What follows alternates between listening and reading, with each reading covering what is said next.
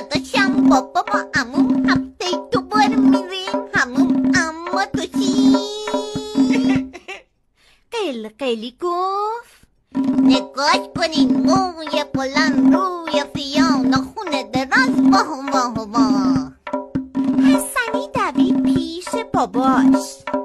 حسنی میای بریم همون؟ میام میام میام میام. سرتو میخوای اصلاح کنی؟ میخوام. حسنی نگوی دست گل تر و تمیز و تو پل مپل.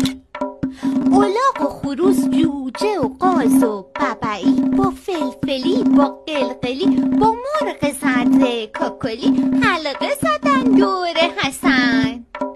الاغه میگفت مانی اگر نداری بریم الاغ سواری. خروسه میگفت هرچی میخوای فوری بگو. مرغه میگفت حسنی برو تو کوچه بازی مکن موجوده. قازه میگفت